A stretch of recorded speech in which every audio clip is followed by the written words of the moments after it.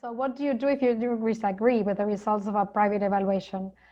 If you want another evaluation, you can definitely do so.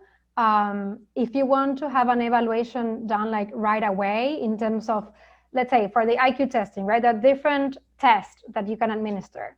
So if you want to have another evaluator do an IQ test right away, and if you tell that, the evaluator that, let's say the WISC was administered, then the evaluator can just administer another IQ test, and that would be something that as valid as the other one, right? If not, you would have to wait at least 6 months to evaluate using the same test. So there are many ways that you can go around it if you disagree, right? It's not that it's kind of set in stone that you cannot reevaluate anymore. So that's something important, I think, to know. But one of the things that you were also talking about, if you do the evaluation, and that's why like in private and within the school system, and they're doing both things at the same time, that's why the results are not validated.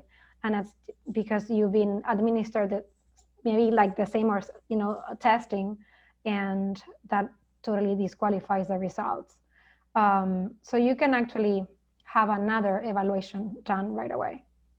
So I want to add one more thing too. There are limitations to everything, right? Oh. So another thing that I always explain to parents is that the academic testing that's done through a WIAT or a KTA that a school psychologist does or a private psychologist does, it's not the same. It cannot be compared apple to apple with the standard curriculum in your state, because it's not the same set of skills at the same length, administered in the same way. It's comparing you and how you perform to others your age, with 50 being the exactly, but it's not.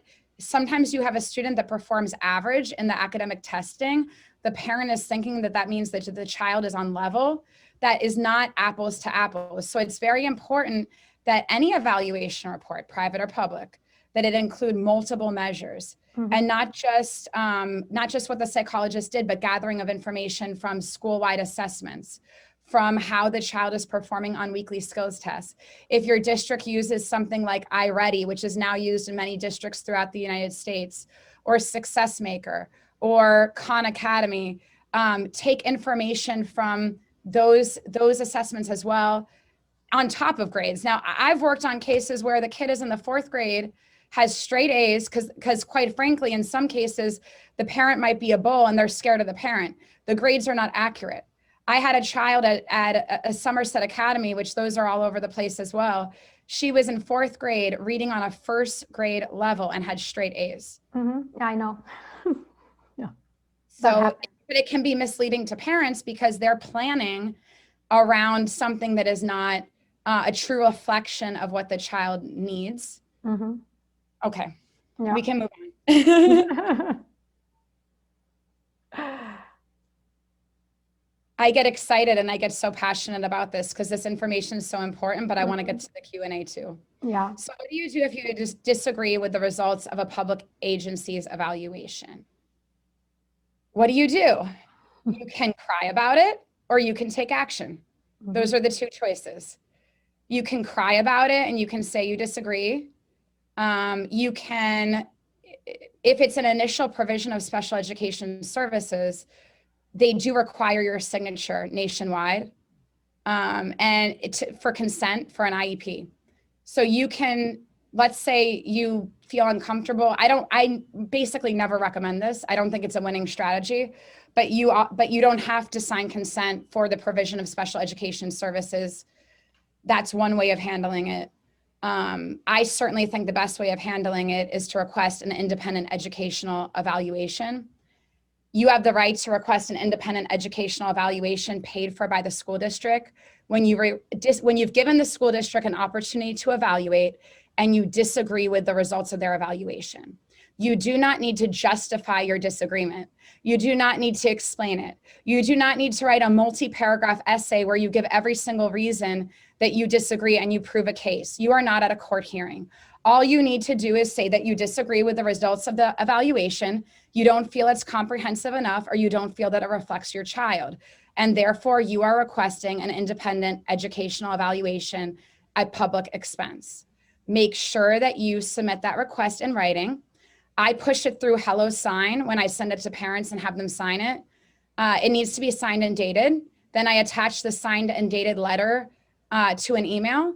I ensure that I'm sending it to the appropriate personnel, because your school team may or may not even know who that is. I don't want to assume, what information that they have. I know in certain counties that I work in regularly who that individual is that processes IE requests. But if you do not know that, I would always include the district ESC compliance individuals that are at the top of your district in that email with that attachment.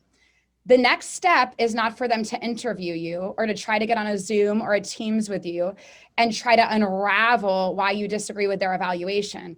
You don't want to get into that kind of dialogue with them. All that you're doing is helping them argue against what you're saying. So they need to make a decision. By law, it says that there must be no unnecessary delay to them providing you with an answer to your request. So, by the way, the law also says that you have a choice. You can choose to have conversations with them and give them reasons. You most certainly can. I don't find that to be a winning strategy. Okay, so you can, or you can just say, please give me an answer. If they deny your IEE request, they're going to do one of two things. They're going to deny it, or they're going to, and they have to provide that to you in writing, or they're going to approve it. Most school districts approve it in 99% of cases, because if they don't approve it, guess what they have to do? They actually have to take you to due process to prove that their evaluation was appropriate. The amount of time, personnel, and money that they have to spend to prove the appropriateness of their evaluation, they may as well just give you the money and let you do it privately. So that's what I think that you should do if you disagree.